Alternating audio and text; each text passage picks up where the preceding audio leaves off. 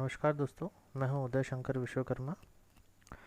Video बनाने से पहले मैं अपने बारे में कुछ जानकारी देना चाहता हूं आपको। अकाउंटेंसी से एमकॉम किया हूं। लगभग 5 वर्षों का ऑडिटिंग का एक्सपीरियंस रहा है। 16 वर्षों से टैली की ट्रेनिंग, बिजी की ट्रेनिंग मैं अपने एकेडमी में प्रोवाइड करवा रहा हूं। कई नोट्स मैंने इसमें बनाए हैं जिसको मैं आपके साथ शेयर भी करूंगा, और उसी नोट्स के थ्रू आपको मैं ट्रेनिंग देने जा रहा हूं। अभी तक तो मैं ऑफलाइन ट्रेनिंग ले रहा था, लेकिन अब ऑनलाइन ट्रेनिंग में स्टार्ट करने वाला हूं। बहुत ही इंटरेस्टिंग वीडियो आपके सामने, नॉलेज से भरपूर वीडियो आपके सामने आने वाले हैं। तो प्लीज़ आप मेरे चैनल को सब्सक्राइब करिए, बेल आइकन को क्लिक करिए, ताकि आपको मेरे आगे आने वाले सभी वीडियो समय समय पे मिलते भी जाएंगे और आप एक अच्छी ट्रेनिंग ले पाएंगे, ताकि आप अपना एक अच्छा कैरियर बना सकते हैं। तो चलिए स्टार्ट करते हैं हमारा ट्रेनिंग सेशन। तो जैसा आप स्क्रीन पर देख रहे होंगे, मीनिंग ऑफ अकाउंटेंसी। तो किसी भी अकाउंटिंग सॉफ्टवेयर में हमें काम करना है, काम करने से पहले हमें अकाउंटिंग का नॉलेज होना चाहिए। अकाउंटिंग का नॉलेज इसलिए होना चाहिए क्योंकि एक अकाउंटिंग सॉफ्टवेयर जो है, हमें किसी भी ट्रांजैक्शन में डेबिट और क्रेडिट करना होता है। तो यहाँ पर हमें अकाउंटेंसी के बारे में समझना होगा, उसके डेफिनेशन समझनी होंगी, उसके रूल्स रेगुलेशन हमें समझने होंगे। तो सबसे पहले हम अकाउंटेंसी के बारे में समझते हैं। लेखांकन से आशय। यहाँ पर लेखांकन अकाउंटेंसी को बोलते हैं। ये हिंदी और इंग्लिश दोनों के लैंग्वेज को मैं यूज़ करूँगा ताकि सभी को समझ में आ जाए। एक एग्जाम्पल दिया हुआ है, जब यह कॉपी क्रय की गई मतलब परचेज की गई, क्रय मतलब परचेज करना होता है, तब क्रेता परचेसर खरीदने वाला ने इसके लिए एक राशि विक्रेता को दी है। बेचने वाले को विक्रेता कहेंगे, इंग्लिश में सेलर कहते हैं। यदि क्रेता का खाता विक्रेता के यहाँ है या उसने कॉपी इस प्रतिज्ञा के अंतर्गत ली है कि इसका भुगतान बाद में कर दिया जाएगा, तो इस प्रकार के मूल्य हस्तांतरण को सौदा कहते हैं। ये बहुत सारी डेफिनेशन इसमें बीच में आ गई है। मतलब क्रेता मतलब परचेसर, खरीदने वाला, ऐसा बोलकर कॉपी को लेकर आ रहा है। ये एक एग्जांपल दिया हुआ है कॉपी को परचेज करना। सपोज आप कॉपी परचेज कर रहे हैं तो आप क्या कहलाएंगे? परचेसर कहलाएंगे। जिस व्यक्ति से या जिस दुकानदार से आप कॉपी खरीद रहे हैं वो विक्रेता कहलाएगा। तो यह बोल के आप कॉपी खरीद के लेकर आ रहे हैं कि इसका पेमेंट हम बाद में कर देंगे, तो इस प्रकार के मूल्य का हस्तांतरण मतलब कॉपी की कुछ ना कुछ कीमत होगी, वो अपनी बुक्स में नोट करेगा कि हमें 50 रुपये लेने रहे। यदि कॉपी की कीमत 50 रुपये है तो वो अपना मूल्य का हस्तांतरण हुआ, उसने आपको किया, आप अपने बुक्स में नोट करेंगे या डायरी में नोट करेंगे कि मुझे 50 रुपये देने रहे। तो मूल्य के हस्तांतरण को सौदा कहते हैं, ट्रांजैक्शन कहा जाता है। यदि क्रेता ने मतलब हमने यह कॉपी उधार ली है, मतलब क्रेडिट पर लेकर आए हैं, तो इसके भुगतान के समय एक सौदा और होगा, मतलब पेमेंट करते समय एक सौदा और होगा। सपोज हमने क्रेडिट पर लेकर आए हैं कॉपी और नेक्स्ट डे हम इसका पेमेंट करने जा रहे हैं, तो ये दूसरा सौदा होगा। इसीलिए ये तो एक छोटी सी कॉपी का एग्जाम्पल दिया हुआ जिसमें कि 2 प्रकार के ट्रांजेक्शन आपके सामने आए हैं। सौदे इतने अधिक और जटिल होते हैं, मतलब कठिन होते हैं। एक बिजनेस में ऐसे बहुत सारे ट्रांजेक्शन होते हैं और कठिन भी होते हैं, जिसे याद रखना असंभव है। हर दिन के ट्रांजेक्शन हम याद नहीं रख सकते, इसलिए इन सौदे के मौद्रिक रूप को, करेंसी से रिलेटेड जो होते हैं, उन्हें हम लिख लेते हैं। इन्हीं लेखों को पुस्तपालन कहा जाता है। पुस्तपालन को इंग्लिश में बुक कीपिंग बोला जाता है। तो बुक कीपिंग का साधारण आशय पुस्तकों के रखने से लगाया जाता है। पुस्तपालन मतलब बुक कीपिंग का आशय हिसाब की पुस्तकों में मुद्रा मतलब करेंसी या माल के हस्तांतरण, ट्रांसफ़र यदि किया जा रहा है गुड्स को, से संबंधित सभी व्यापारिक सौदों का लेखा करने की कला और विज्ञान से है। मतलब बुक कीपिंग का मतलब ऐसा नहीं है कि आपने जितने भी आपके पास बुक है उसको आपने रख लिया तो वो बुक कीपिंग कहलाएगा। बुक कीपिंग का मतलब है हिसाब की जितनी भी बुक्स हैं, मतलब आपके जितने भी बिजनेस में हिसाब किए जाएंगे, उसकी पुस्तकों में मुद्रा या माल के हस्तांतरण से संबंधित सभी व्यापारिक सौदों को लेखा करने की कला और विज्ञान दोनों से, मतलब इसको आर्ट्स और साइंस दोनों कहा गया है। इसमें बुक कीपिंग में कैश बुक होता है, सेल्स बुक होता है, sales registers, purchase register, journal proper, sales return, purchase return, ये बुक्स बनाई जाती हैं। यदि हम मैनुअल अकाउंटिंग करते हैं तो हमें ये सारी बुक्स मेंटेन करनी होती है, जिसे बुक कीपिंग कहा जाता है। इसकी परिभाषा इस प्रकार भी की जा सकती है कि व्यापारिक सौदों को नियमित रूप से लिखना और नियम के अनुसार लिखने की कला और विज्ञान दोनों, अर्थात हिसाब किताब को इस प्रकार रखना है कि व्यक्ति पुस्तकों के निरीक्षण से अपने व्यापार और संपत्तियों की सही स्थिति का ज्ञान प्राप्त कर सके। तो एक इसकी जो डेफिनेशन दी हुई बुक कीपिंग की, इसे आर्ट और साइंस बोला गया। आर्ट क्यों बोला गया है? आर्ट की डेफिनेशन होती है किसी भी कार्य को करने का तरीका या ढंग, कला कहलाता है। तो बुक कीपिंग, यदि हम मैनुअल अकाउंटिंग में बात करते हैं तो हमें तरह तरह की बुक बनानी होती है, जैसे कैश बुक हो गया, सेल्स रजिस्टर हो गया, परचेज रजिस्टर हो गया। इन सब को बनाने के लिए, उसको लिखने के लिए एक तरीका होता है, मतलब डेट कहाँ लिखना है, पर्टिकुलर्स में हमें ट्रांजेक्शन कहाँ पास करने हैं, डेबिट कहाँ करना है, क्रेडिट कहाँ करना है, लेजर फॉलियो नंबर कहाँ डालने हैं। तो इसको एक कला के रूप में देखा गया है। अब विज्ञान के रूप में बुक कीपिंग को देखा गया है। इसका मतलब क्या हुआ कि डेफिनेशन क्या होती है विज्ञान की? ये निश्चित नियमों और सिद्धांतों पर आधारित होता है। क्या? साइंस। तो यहाँ पर हम बुक कीपिंग को भी साइंस क्यों बोल रहे हैं? क्योंकि हमें यहाँ पर किसी न किसी निश्चित नियमों और सिद्धांतों को ही फॉलो करना होता है, तब जाके हम किसी रिजल्ट पे पहुँच पाते हैं। तो यहाँ पर बोला क्या गया है कि व्यापार की पुस्तकों, यदि हम पुस्तकों का निरीक्षण करें तो व्यापार की स्थिति पता चल जाए हमें कि हमारे बिजनेस की संपत्ति कितनी है, मतलब एसेट्स कितनी है और लाइबिलिटी कितनी है। तो यहाँ पर बुक कीपिंग की डेफिनेशन थी है। कुछ डेफिनेशन जो काम आने वाली हैं वो यहाँ पर दी हुई हैं। जैसे व्यापार किसे कहते हैं?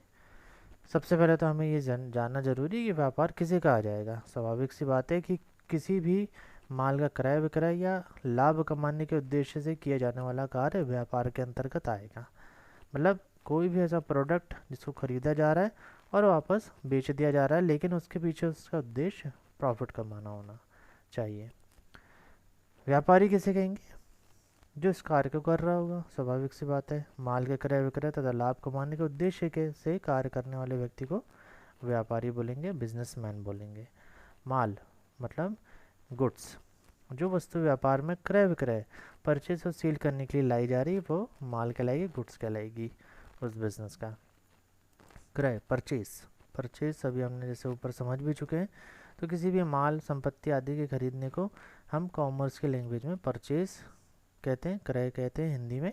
और ऐसे ही विक्रय, माल बेचने को, संपत्ति बेचने में आपके सामने विक्रय शब्द को कहा जाएगा।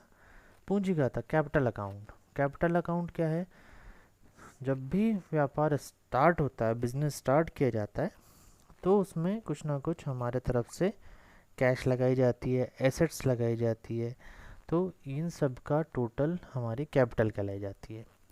यहाँ पर बिजनेस और बिजनेसमैन का कॉन्सेप्ट हमको समझना होगा कि बिजनेस और बिजनेसमैन दोनों अलग अलग होते हैं।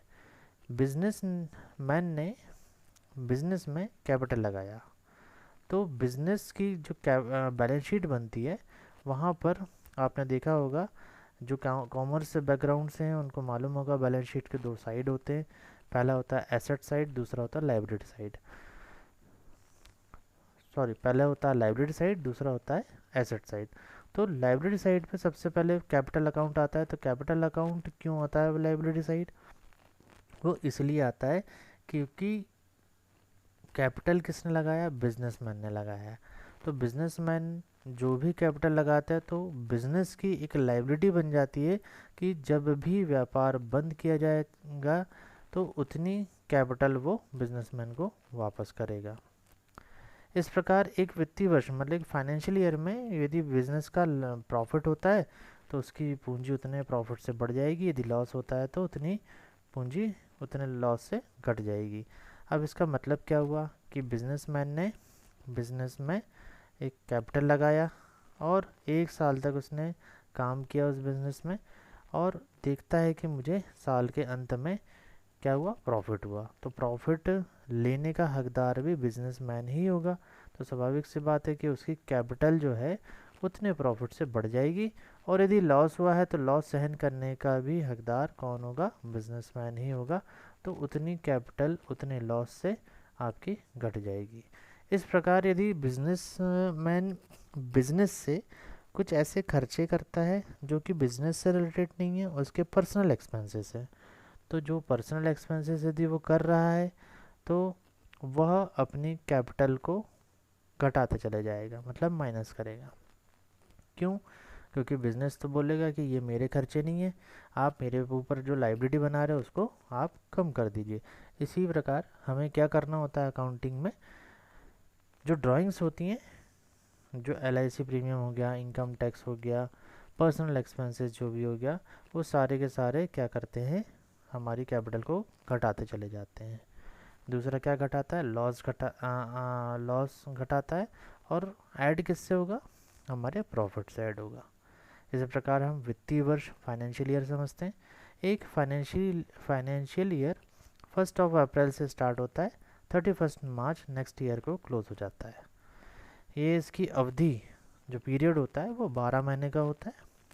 इसी साल इसी महीनों में एक वर्ष में हम अकाउंटिंग के नतीजों को देखते हैं कि हमने क्या कमाया है या क्या गवाया है, या क्या लॉस हुआ है, या क्या इनकम हुई है हमें। इसको जानने के लिए हमें एक पीरियड चाहिए होता है जिसे हम फाइनेंशियल ईयर बोलते हैं। वो स्टार्ट होता है 1 अप्रैल से 31 मार्च को। 31 मार्च को हमारी बुक्स क्लोज की जाती हैं और फाइनल अकाउंट तैयार किए जाते हैं, ताकि हमें पता चलता है कि हमारी एसेट्स कितनी है और लाइबिलिटी कितनी है, और हमने कितना प्रॉफिट गेन किया है या हम लॉस पर चले गए। इसी प्रकार अगली डेफिनेशन है लेनदार की, सन्ड्री क्रेडिटर। वे सभी व्यापारी कंपनी या फर्म जिनसे हम उधार माल खरीदते हैं वे हमारे लेनदार कहलाते हैं, मतलब क्रेडिटर कहलाते हैं। इंग्लिश में हम देखें तो क्रेडिटर कहलाते हैं, और उसको याद रखने का, समझने का तरीका, क्रेडिट पे जो माल देता है वो हमारे क्रेडिटर कहलाते हैं। इसको इस तरीके से भी हम समझ सकते हैं याद रखने के लिए। देनदार मतलब डेटर्स कौन कहलाएंगे, इन सब इसमें सभी व्यापारी या कंपनी जिन्हें हम उधार माल बेचते हैं वे हमारे देनदार कहलाते हैं। मतलब हम जिन व्यक्ति या फर्म या कंपनी को उधार माल बेच रहे हैं वे हमारे डेटर्स कहलाएंगे। प्रत्यक्ष व्यय कौन क्या कहलाएगा, डायरेक्ट एक्सपेंसेस। जो माल को खरीदते समय हमारे गोडाउन तक पहुंचाते समय जितने भी खर्चे किए जाएंगे सब हमारे लिए क्या कहलाएंगे, डायरेक्ट एक्सपेंसेस कहलाएंगे। जैसे मजदूरी, वेजेस, ट्रांसपोर्टिंग चार्जेस, लाने का खर्चा। यदि बनाया जा रहा है माल तो उसको बनाने में जितने भी एक्सपेंसेस किए जाते हैं वो भी हमारे डायरेक्ट एक्सपेंसेस ही कहलाता है। जैसे कारखाने की बिजली, फैक्ट्री की electricity, fuel charges, diesel charges जो भी है उससे रिलेटेड, बनाने से रिलेटेड, मैन्युफैक्चरिंग से रिलेटेड सब हमारे डायरेक्ट एक्सपेंसेस कहलाते हैं।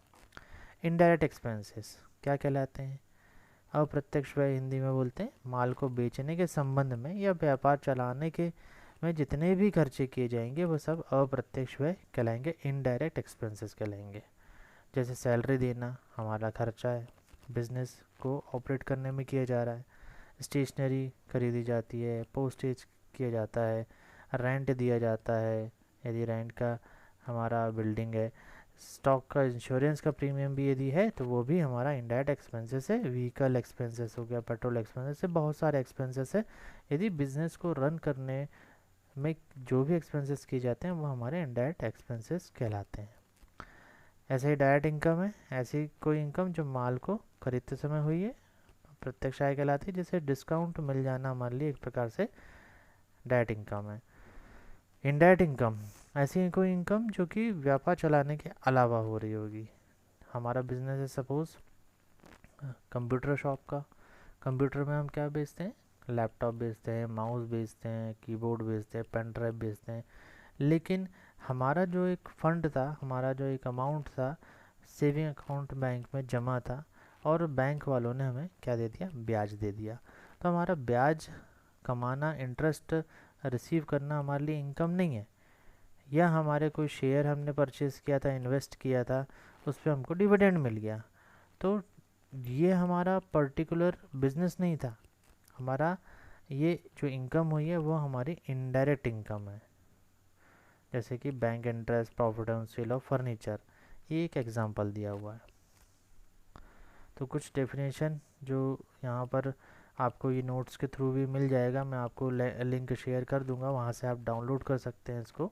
और डाउनलोड के अलावा आगे जो प्रैक्टिकल दिए हुए हैं, यदि आप लोग के पास लैपटॉप या डेस्कटॉप है तो मैं आपको सॉफ्टवेयर के डाउनलोड की लिंक भी प्रोवाइड करवा दूंगा। आप लिंक को सर्च करके उससे डाउनलोड कर सकते हैं सॉफ्टवेयर को। और ये यदि आप प्रैक्टिकल करेंगे तो बहुत अच्छे से आपको समझ में आ जाएगा, देखने से तो खैर आएगा ही आएगा। मैं आपको ये अपने नोट्स भी शेयर कर दूंगा। अगला जो हेडिंग है हम देखेंगे, दोहरा लेखा प्रणाली क्या होती है, डबल एंट्री सिस्टम। तो सिस्टम जो है बहुत सारे हैं, जैसे single entry system, Indian system of accountancy, double entry system अभी जो हम समझने वाले हैं। तो डबल एंट्री सिस्टम जो है ये काफ़ी प्रचलित है, बहुत चलन में है। जितने भी अकाउंटिंग सॉफ्टवेयर हैं इसी सिस्टम को फॉलो करते हैं। आपने देखा होगा हमारे इंडिया में आज भी बहुत सारे लोग इंडियन सिस्टम ऑफ अकाउंटेंसी से अपने अकाउंट को मेंटेन करते हैं। वो होते क्या हैं, देख कैसे पहचाने जाते हैं, आपने देखा होगा कई फर्म में या कई अकाउंटेंट क्या करते हैं, एक लाल कलर की खाता बही लेके बैठे रहते हैं और अपना अकाउंट्स को लिखते हैं। तो वो इंडियन सिस्टम ऑफ अकाउंटेंसी में किया जाता है। उसमें नामे, पीठे, ऐसे बहुत सारे कॉलम बनाए जाते हैं। उसको भी एक लिखने का तरीका होता है, बहुत सुंदर तरीके से उसको भी लिखा जाता है। लेकिन डबल एंट्री सिस्टम जो है बहुत ही सिंपल सिस्टम है। इसको फॉलो करके हम एक अच्छे रिज़ल्ट पे पहुंच सकते हैं, एक सही सटीक रिज़ल्ट पे हम पहुंच सकते हैं। इसीलिए ये कारगर सिस्टम भी बोल सकते हैं इसको। और इसी को फॉलो करके कई सॉफ्टवेयर इसमें बने हुए, टैली भी इसी में ही बेस्ड है, बिजी भी है, और ऐसे कई जो टॉप सॉफ्टवेयर है इसी प्रणाली को फॉलो करते हैं। अब हम समझते हैं कि ये है क्या, प्रणाली है क्या, इसमें होता क्या है। तो ट्रांजेक्शन तो अभी हमने समझ चुके हैं, ट्रांजेक्शन क्या होता है, जैसे माल को खरीदना, माल को बेचना, कैश को डिपॉजिट करना, कैश को विड्रॉ करना, सैलरी दे देना, इंटरेस्ट मिल जाना, ये सब क्या होते हैं, हमारे ट्रांजेक्शन होते हैं। एक बिजनेस में ऐसे बहुत सारे ट्रांजेक्शन होते हैं और हर एक ट्रांजेक्शन के दो रूप होते हैं। एक रूप को एक जगह लिखा जाता है, दूसरे रूप को दूसरी जगह लिखा जाता है, यही डबल एंट्री सिस्टम है। इसको यदि हम और सिंपल लैंग्वेज में समझें कि एक ट्रांजैक्शन के दो रूप होते हैं, जिसमें कि एक रूप को डेबिट किया जाता है और दूसरे रूप को क्रेडिट किया जाता है, यही डबल एंट्री सिस्टम है। और यही आप लोग को बहुत अच्छे से समझना है कि किसको डेबिट किया जाता है और किसको क्रेडिट किया जाता है। क्योंकि ये कॉन्सेप्ट यदि आपको समझ में आ गया तो आप अकाउंटिंग बहुत अच्छे से कर सकते हैं, क्योंकि आगे के काम को करने के लिए आपके लिए सॉफ्टवेयर है। क्योंकि यदि हम मैनुअल अकाउंटिंग करेंगे तो आपको स्टेप बाय स्टेप पूरी वर्किंग करनी पड़ती है। यहाँ पर सॉफ्टवेयर की यदि हम मदद लेते हैं, हम सीखने वाले हैं सॉफ्टवेयर आगे, तो उसमें क्या है कि हमारे सामने पहला काम जो है, प्राइमरी वर्क जो है जर्नल एंट्री का, वो हमें करना होगा। और वही हमको समझना है बहुत अच्छे से कि डबल एंट्री सिस्टम क्या होता है, उसके कौन से रूल होते हैं, उसकी डेफिनेशन क्या होती है, एक ट्रांजेक्शन से कितने खातों को इफेक्ट जा रहा है, दो अकाउंट को इफेक्ट जा रहा है, तो कौन सा डेबिट होने वाला है, कौन सा क्रेडिट होने वाला है, यही हम समझने वाले हैं। और बहुत सिंपल है, यदि आप अच्छे से समझेंगे, ध्यान से देखेंगे तो आपको बहुत अच्छे से समझ में आ जाएगा। खातों के प्रकार, टाइप ऑफ अकाउंट, इसको गोल्डन रूल्स ऑफ अकाउंटेंसी भी कहते हैं। जैसे 3 प्रकार के खाते होते हैं, इसको आपको बहुत अच्छे से समझना है। पहला जो है व्यक्तिगत खाता, इंग्लिश में बोलते हैं इसको पर्सनल अकाउंट। दूसरा होता है वास्तविक या वस्तुगत खाता, इंग्लिश में बोलते हैं रियल अकाउंट। तीसरा बोलते हैं अवास्तविक या नाम मात्र के खाते, नॉमिनल अकाउंट बोलते हैं इंग्लिश में। तो सबसे पहले मैं आपको व्यक्तिगत खाता समझाता हूँ, पर्सनल अकाउंट क्या होता है। तो पर्सनल अकाउंट आपको नाम से ही समझ में आ रहा है, क्या है, किसी व्यक्ति से संबंधित हो सकता है। व्यक्ति द्वारा चलाए जा रहे उपक्रम को, यूनिट को, कंपनी को, समूह को संबोधित करने वाले ऐसे खाते, अकाउंट्स क्या कहलाएंगे? व्यक्तिगत खाते कहलाएंगे, मतलब पर्सनल अकाउंट कहलाएंगे। जैसे एग्जांपल दिया हुआ, राम का खाता, मोहन स्टेट बैंक का खाता, रिलायंस इंडस्ट्रीज़ का खाता, बजाज कंपनी का अकाउंट, ये सब क्या है? पर्सनल अकाउंट है। नाम आ रहा है, कंपनी का नाम आ रहा है, बैंक, इवन बैंक अकाउंट भी जो भी आपके सामने आएंगे वो सब पर्सनल अकाउंट ही कहलाएंगे। इसका रूल होता है, इसको रूल को भी समझना है आपको, और बहुत सिंपल रूल है। बहुत अच्छे से मैं आपको एग्जांपल देके समझाऊंगा जिसमें कि आपको समझ में आ जाएगा कि इससे किस को डेबिट करना है, किसको क्रेडिट करना है। पाने वाले व्यक्ति को डेबिट करो और देने वाले व्यक्ति को क्रेडिट करो। Debit the receiver, credit the giver. अब पाने वाला व्यक्ति क्या पा रहा है? देखिए, हम अकाउंटिंग कर रहे हैं किसी एक बिजनेस की, एक फर्म की अकाउंटिंग कर रहे हैं।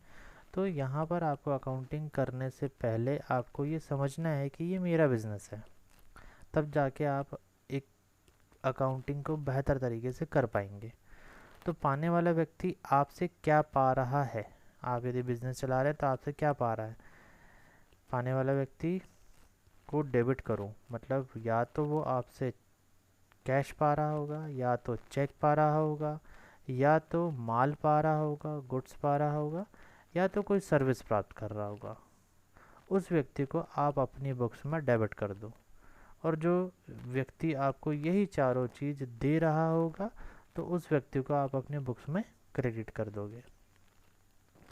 जैसे कि एक एग्जाम्पल दिया हुआ, राम से 5,000 रुपये प्राप्त हुए। तो यहाँ पर ये एक ट्रांजैक्शन हुआ। इस एक ट्रांजैक्शन से कितने खातों को प्रभाव पड़ रहा है, कितने अकाउंट्स को इफेक्ट जा रहा है? 2 अकाउंट को। डबल एंट्री सिस्टम में हमें वही ढूंढना है कि कौन से ऐसे 2 अकाउंट है जिसको इफेक्ट जा रहा है, कौन सा डेबिट होने वाला है, कौन सा क्रेडिट होने वाला है। तो राम से 5,000 रुपये प्राप्त हुए, ये एक ट्रांजैक्शन दिया हुआ है, ये एक एग्जाम्पल दिया हुआ है। इस एक खाते से इस एक ट्रांजैक्शन से 2 खाते प्रभाव पड़ रहा है।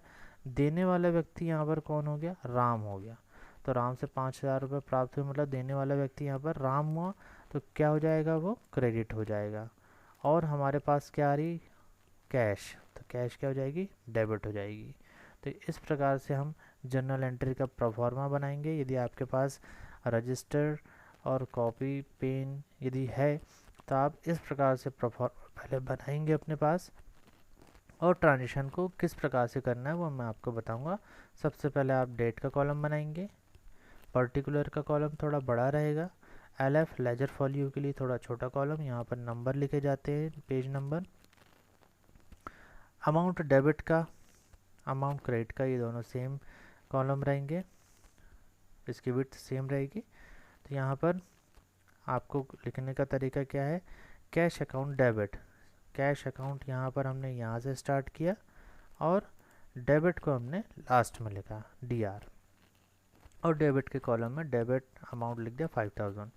और टू राम, ये हमको लिखने के तरीके में क्या देखना है कि जहाँ पर ये अकाउंट ख़त्म हुआ है कैश अकाउंट को, उसी के नीचे से टू राम अकाउंट का लिख के आपको क्रेडिट के कॉलम में 5,000 लिखने हैं। और ये जो ब्रैकेट में लिखा जा रहा है being cash receive from Ram, ये नरेशन बोला जाता है। इसका मतलब ये है कि जो ट्रांजेक्शन ऊपर हुआ है उसकी डिटेलिंग हम यहाँ पर करेंगे कि ये क्या हुआ था, मतलब ये डेबिट क्रेडिट क्यों हुआ। तो यहाँ पर हमने लिख दिया कि being cash receive from Ram, Ram से कैश प्राप्त हुई है।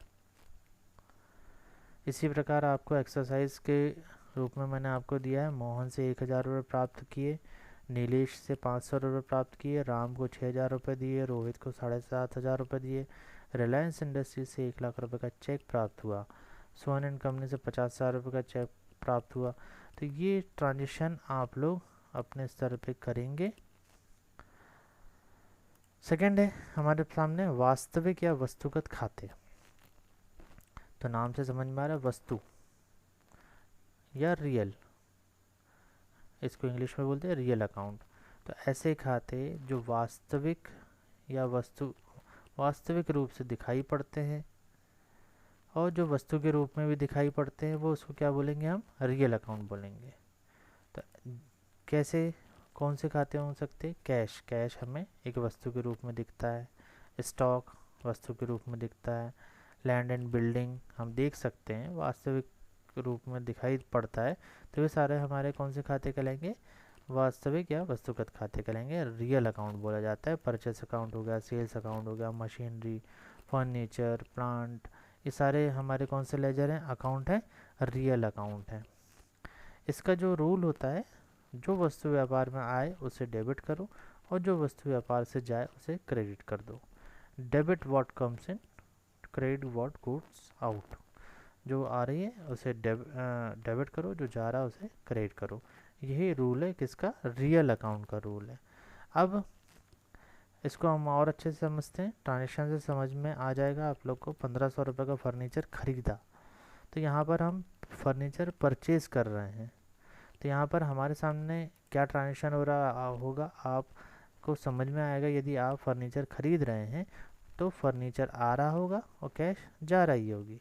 तो यहाँ पर आप रूल को पढ़ो एक बार। जो वस्तु व्यापार में आए उसे डेबिट करो, जो वस्तु व्यापार से जाए उसे क्रेडिट करो। तो व्यापार में क्या आ रहा? फर्नीचर। फर्नीचर हमारे सामने क्या होने वाला है? डेबिट होने वाला है। और क्या जा रही है हमारे पास से? कैश जा रही है, इसलिए हम कैश को क्या कर देंगे? क्रेडिट कर देंगे। तो यहाँ पर जर्नल एंट्री क्या बनेगी? देखिए, furniture account debit to cash account 1500 1500। इस प्रकार से आपको इसकी एंट्री, जर्नल एंट्री पास करनी पड़ेगी। इसी प्रकार ये देखिए, यहाँ पर फर्नीचर खरीदा था, फर्नीचर हमारे लिए एसेट थी, इसीलिए हमने यहाँ पर फर्नीचर का लेजर ओपन कर लिया। यदि हमारे सामने ये ट्रांजेक्शन आता है कि 2000 रुपये का माल खरीदा, माल मतलब गुड्स, यदि हम खरीद रहे हैं बिजनेस को रन करने के लिए, सेल करने के लिए हमने माल खरीदा यहाँ, इसीलिए यहाँ पर क्या आएगा? परचेस अकाउंट आएगा। तो purchase account debit to cash account. अब यहाँ पर माल खरीदा मतलब गुड्स अकाउंट क्यों नहीं आया? वो इसलिए नहीं आया क्योंकि हम परचेस और सेल अलग अलग देखना चाहते हैं कि हमने परचेस कितना किया, सेल्स कितना किया। इसीलिए परचेस का लेजर अलग बनेगा और सेल्स का लेजर हमारा अलग बनेगा। उसी से रिलेटेड कुछ एक्सरसाइज दी हुई है। Goods purchase from Ravi enterprises, goods sold to Suman traders, purchase goods for cash, sold goods for cash, compare to sold at 13,500, car purchase at 1 lakh. तो ये इसको आप एक्सरसाइज के रूप में आप अपने बुक्स में करिएगा और समझ के करिएगा। यहाँ पर एक्सरसाइज एग्जाम्पल भी दिए हुए हैं, रूल्स भी दिए हुए हैं, डेफिनेशन भी दी हुई है। और यदि आपको कुछ समझ में ना आए तो कमेंट बॉक्स में कमेंट कर सकते हैं। अवास्तविक या नामात्र के खाते, नॉमिनल अकाउंट, ऐसे खाते जो दिखते नहीं है, जो आय और व्यय मतलब इनकम और एक्सपेंडिचर से संबंधित होते होंगे, प्रॉफिट और लॉस को दर्शाते होंगे। जैसे कि सैलरी देना हमारे लिए क्या है? एक्सपेंसेस है। इंटरेस्ट मिल जाना हमारे लिए क्या है? इनकम है। तो ये हमारे लिए ऐसे खाते जिससे कि हमको आय हो रही होगी, इनकम हो रही होगी या एक्सपेंस हो रहा होगा, सिंपल है, उस खातों को, उस अकाउंट को क्या बोलेंगे? हम नॉमिनल अकाउंट बोलेंगे। अब इसका जो रूल होता है कि जिन खातों से आपको व्यय और हानि हो रही है उसको डेबिट कर दो आप अपने बुक्स में, और जिन खातों से आपको आय मतलब इनकम हो रही या प्रॉफिट हो रहा है उस खातों को आप क्या कर दोगे? क्रेडिट कर दोगे। Debit all expenses and losses, credit all income and profit. अब एक एग्जांपल से समझते हैं। 5,000 रुपये का किराया दिया। किराया देना हमारे लिए क्या है? इनकम है कि एक्सपेंसेस है? तो एक्सपेंसेस है। तो यहाँ पर एक ट्रांजेक्शन यदि हुआ है तो इससे दो खातों को इफेक्ट जा रहा होगा, दो अकाउंट को इफेक्ट जा रहा होगा। तो पहला तो रुपए दिख रहा है मतलब कैश को इफेक्ट जा रहा है, दूसरा किराया मतलब रेंट को इफेक्ट जा रहा है, और रेंट देने से हमको क्या हो रहा है? एक्सपेंस हो रहा है। तो यहाँ पर क्या बोल रहा है रूल कि एक्सपेंसेस को क्या कर दो? डेबिट कर दो। तो यहाँ पर मैं क्या करूँगा? रेंट अकाउंट को डेबिट करूँगा और मेरे पास से क्या जा रही है वस्तु के रूप में? कैश। तो यहाँ पर कैश को क्या कर दूँगा? क्रेडिट कर दूँगा। Rent account debit to cash account. ये इस प्रकार से हमको ये ट्रांजेक्शन करना होगा। सेम इसका अपोजिट हम इनकम की बात करें कि ब्याज मिला, इंटरेस्ट मिला 6,000 रुपये का, तो हमारे पास क्या आ रही? कैश आ रही। कैश अकाउंट डेबिट होगा और इंटरेस्ट रिसीव अकाउंट हमारा क्या हो जाएगा? क्रेडिट हो जाएगा। उसी से रिलेटेड हमारे सामने कुछ एग्जाम्पल दिए हुए हैं। एक्सरसाइज आप लोग अपने बुक्स में करेंगे। Paid electricity expenses, water expenses, commission receive, interest receive, पे टेलीफोन एक्सपेंसेस बाय चेक। इन सभी ट्रांजेक्शन को आप करने की कोशिश करिएगा। एग्जाम्पल समझिएगा, डेफिनेशन समझिएगा, रूल समझिएगा, आपको डेफिनेटली बन जाएंगे। बहुत ही ईजी है। और इन्हीं ट्रांजेक्शन को समझना है, डबल एंट्री सिस्टम को समझना है, डेबिट क्रेडिट आपको कुछ कठिन नहीं लगेगा यदि आप एक बार अच्छे से रीड करेंगे। ये नोट्स मैं आपको दूंगा तो उसमें आप देखेंगे और ये ट्रांजेक्शन सब आपको पास करते बन जाएगा। इसके बाद हम समझते हैं लेखाकर्म में किए जाने वाले कार्य। मतलब अकाउंटिंग में कौन कौन से ऐसे काम किए जाते हैं जिसमें कि हमको फाइनल अकाउंट तैयार करने होते हैं और हम एक रिज़ल्ट को पता कर पाते हैं या हमारे सामने को क्या रिज़ल्ट आता है। तो रिज़ल्ट के तौर पे हम जो मैं बात कर रहा हूँ रिज़ल्ट की बात, वो रिज़ल्ट वैसा नहीं है जो आप लोग समझ रहे हैं कि भाई 10th का रिज़ल्ट क्या है, 12th का रिज़ल्ट। ये रिज़ल्ट का मतलब बिजनेस में बैलेंस शीट क्या बोलती है, हमारा trading and profit and loss account क्या बोलता है, वो हमें पता करना होता है। तो हम क्या बनाते हैं, फाइनल अकाउंट क्रिएट करते हैं जिसमें कि यही अकाउंट को क्लोज किया जाता है, यही अकाउंट हमें प्रिपेयर करने होते हैं। तो यहाँ पर आप एक एरो देख रहे होंगे। सबसे पहले जर्नल एंट्री करनी होती है, उसके बाद लेजर में पोस्टिंग की जाती है। लेजर में पोस्टिंग करने के बाद ट्रायल बैलेंस बनाया जाता है, कहीं कोई गड़बड़ी तो नहीं है, डेबिट और क्रेडिट का बैलेंस इक्वल आ रहा है कि नहीं, उसको पता करने के लिए। उसके बाद स्टॉक का कैलकुलेशन किया जाता है और trading and profit and loss account prepare किया जाता है और लास्ट में बनाई जाती है बैलेंस शीट। तो ये पूरे काम हमें यदि मैनुअल अकाउंट करना होता है तो एक स्टेप बाय स्टेप करने के बाद हम बैलेंस शीट बना पाते हैं। सॉफ्टवेयर आने के बाद क्या हो गया है, हमारे काम को और इजी कर दिया गया है। सॉफ्टवेयर की मदद से हम ये स्टेप बाय स्टेप फॉलो ना करके, हमें यदि एक ट्रांजिशन हमने पास कर दिया तो हमारा बैलेंस शीट में या प्रॉफिट एंड लॉस अकाउंट में उस ट्रांजिशन का क्या इफेक्ट जा रहा है वो अपने आप हो जाएगा। तो यहाँ पर हमें क्या करना है, केवल जर्नल एंट्री पास करनी है। सॉफ्टवेयर आगे के काम अपने आप कर लेगा, मतलब बैलेंस शीट बना लेगा, लेजर बना देगा, ट्रायल बैलेंस अपने आप बना देगा, trading and profit and loss account आपके बना देगा। हमें क्या करना है, केवल जर्नल एंट्री करना है, वो भी सही करना है। ये आपके ऊपर है कि आप उसकी ग्रुपिंग सही कर रहे हो कि नहीं, लेजर बनाते समय एंट्री सही पास कर रहे हो कि नहीं। यदि आपने कुछ गलत एंट्री पास किया है, डेबिट की जगह क्रेडिट कर दिया है, क्रेडिट की जगह डेबिट कर दिया है, एक्सेप्ट तो करेगा अमाउंट, क्योंकि डेबिट और क्रेडिट में इक्वल लिख दिया आपने, लेकिन आपका बैलेंस शीट गड़बड़ हो जाएगा। तो हमें जो ट्रांजेक्शन पास करने हैं वो सही करने हैं। और इसमें बहुत ज़्यादा आपको अकाउंटिंग की या डेबिट क्रेडिट के नॉलेज की ज़रूरत नहीं पड़ती है। जितने भी अकाउंटिंग सॉफ्टवेयर बने होते हैं उसमें आप इजीली अकाउंटिंग कर सकते हैं, लेकिन अकाउंटिंग का नॉलेज आपको होना चाहिए, क्योंकि बैलेंस शीट क्या होती है, trading and profit and loss account क्या होता है, इन सब का जानकारी भी आपको रखना होना चाहिए। अब इसके आगे कुछ लिखा हुआ है, क्या है, ऐसी संस्था जिसका उद्देश्य लाभ कमाना नहीं होता, सेवा भावना होता है, वो गैर व्यापारिक नॉन ट्रेडिंग ऑर्गेनाइजेशन कहलाती हैं। इसके अंदर क्या क्या आते हैं, स्कूल आते हैं, यूनिवर्सिटीज़, कॉलेज, सोसाइटीज़, है ना। ये ऐसी संस्थाएं होती हैं जिनका बिजनेस करना नहीं होता, लाभ कमाना नहीं, सेवा का उद्देश्य होता है, तो वो नॉन ट्रेडिंग ऑर्गेनाइजेशन कहलाया जाता है। तो यहाँ पर समझना क्या है कि ट्रायल बैलेंस तो उसमें ही बनता है, लेकिन ट्रायल बैलेंस सॉरी लेजर बनता है, उसके बाद रिसिप्ट एंड पेमेंट अकाउंट बनाया जाता है और इनकम एंड एक्सपेंडिचर बनाया जाता है।